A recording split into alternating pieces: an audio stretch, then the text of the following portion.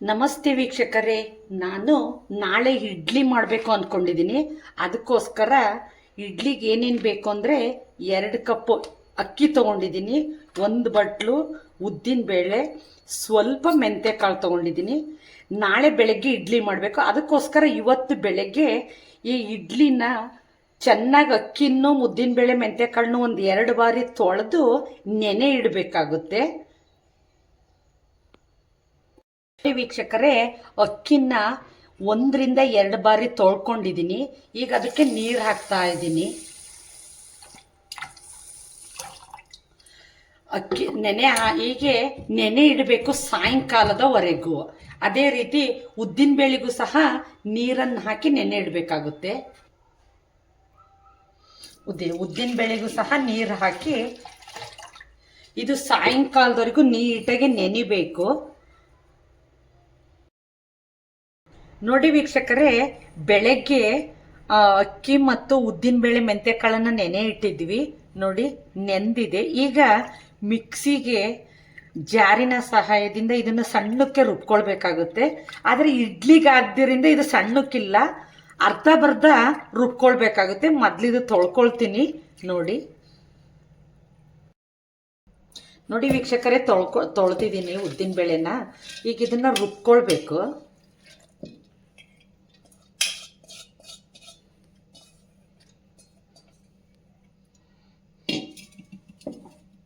ಸ್ವಲ್ಪ ನೀರು ಹಾಕ್ಕೊಂಡು, ದೋಸೆಗಾದರೆ ತುಂಬ ಸಣ್ಣಕ್ಕೆ ರುಬ್ಬಬೇಕಾಗುತ್ತೆ. ಆದರೆ ಇಡ್ಲಿ ಮಾಡೋದ್ರಿಂದ ಇದು ಸಣ್ಣಕ್ಕೆ ರುಬ್ಬಲ್ಲ, ಸ್ವಲ್ಪ ಬತ್ಲ ರುಬ್ತೀನಿ.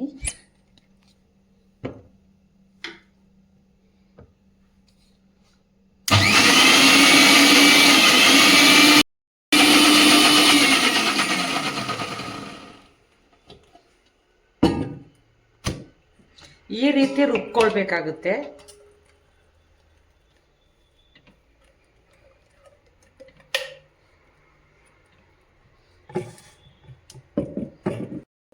ನೋಡಿ ವೀಕ್ಷಕರೇ, ಎಲ್ಲರೂ ಅವಲಕ್ಕಿ ಹಾಕ್ತಾರೆ, ಆದರೆ ನಾನು ಉಳಿದಂಥ ತಂಗ್ಳನ್ನದಿಂದ ಇಡ್ಲಿ ಮಾಡ್ತಾ ಇದ್ದೀನಿ. ಅದಕ್ಕೆ ಮೊದಲೇ ಅನ್ನ ಹಾಕ್ಕೊಳ್ತಾ ಇದ್ದೀನಿ.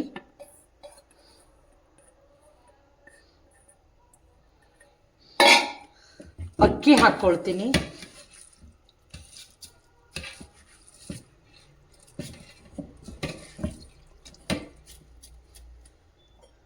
ಸ್ವಲ್ಪ ನೀರು ಹಾಕ್ಕೊಳ್ಬೇಕು. ಇದನ್ನು ಅಷ್ಟೇ, ತುಂಬ ಸಣ್ಣಕ್ಕೆ ರುಬ್ಬಾರ್ದು, ಬತ್ಕ ರುಬ್ಬಬೇಕು.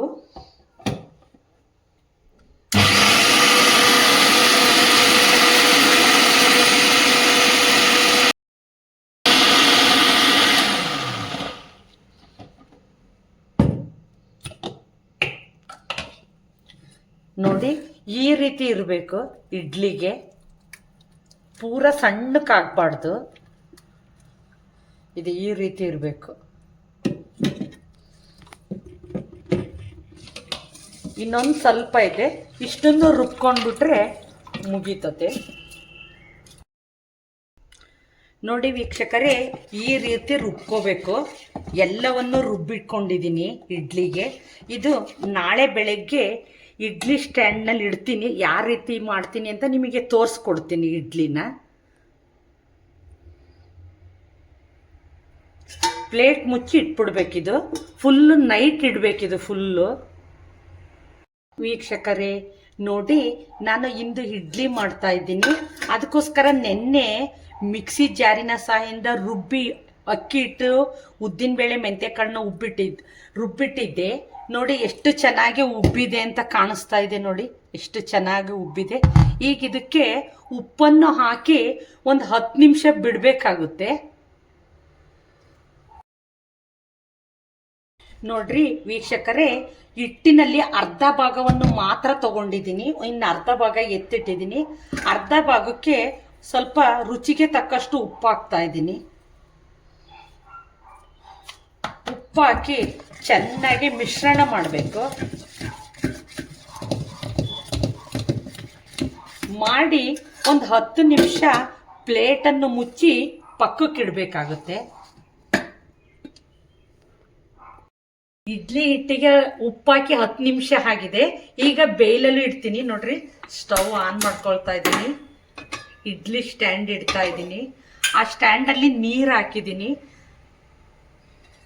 ಇದು ಮುಚ್ಚಿಡ್ಬೇಕು. ಈಗ ಅಲ್ಲಿಯವರೆಗೂ ನೀರು ಕುದಿಯೋವರೆಗೂ ಇಡ್ಲಿ ಸ್ಟ್ಯಾಂಡಿಗೆ ಅದು ಹಿಟ್ಟು ಹಾಕ್ಕೊಳ್ಬೇಕು. ಮೊದಲು ಎಣ್ಣೆ ಹಚ್ಕೊಳ್ಬೇಕು.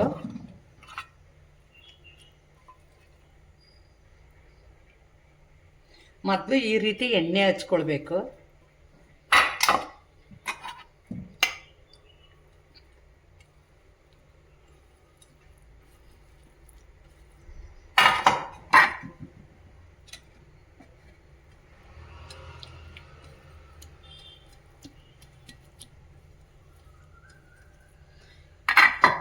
ಈ ರೀತಿ ಎಣ್ಣೆ ಹಚ್ಕೊಂಡು ಹಿಟ್ಟನ್ನ ಹಾಕಬೇಕಾಗುತ್ತೆ.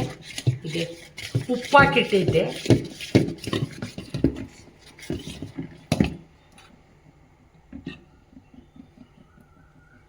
ಸ್ವಲ್ಪ ಸ್ವಲ್ಪನೇ ಹಾಕಬೇಕು, ಉಬ್ಬುತ್ತೆ ಅದು.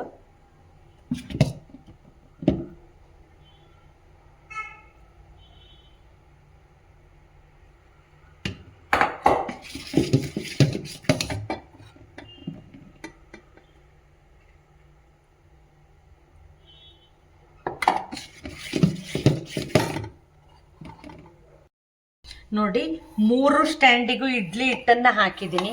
ನೋಡಿ, ಈ ರೀತಿ ನೀವು ಎಲ್ಲ ಸ್ಟ್ಯಾಂಡಿಗೂ ಇಡ್ಲಿ ಹಿಟ್ಟನ್ನು ಹಾಕೋಬೇಕು. ಅದೇ ರೀತಿ ಒಂದೊಂದಾಗೆ ಇಡಬೇಕು.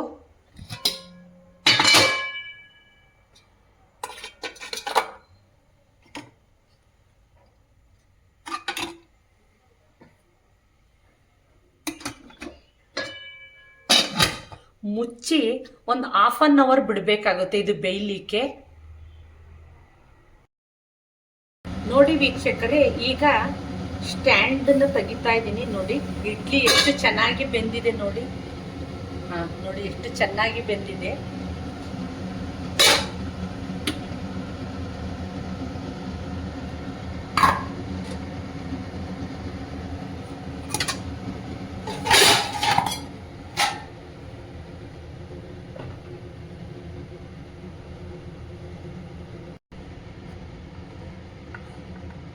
ನೋಡಿ ವೀಕ್ಷಕರೇ, ಇಡ್ಲಿ ಈ ರೀತಿ ತಗೋಬೇಕು.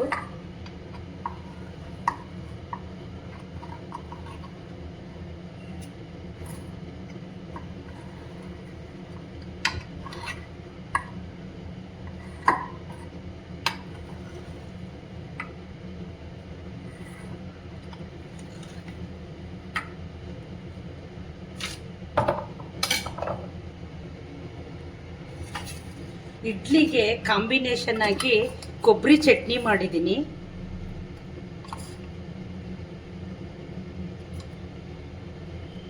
ಅದೇ ರೀತಿ ಸಾಂಬಾರು ಮಾಡಿದ್ದೀನಿ, ಇಡ್ಲಿ ಸಾಂಬಾರು.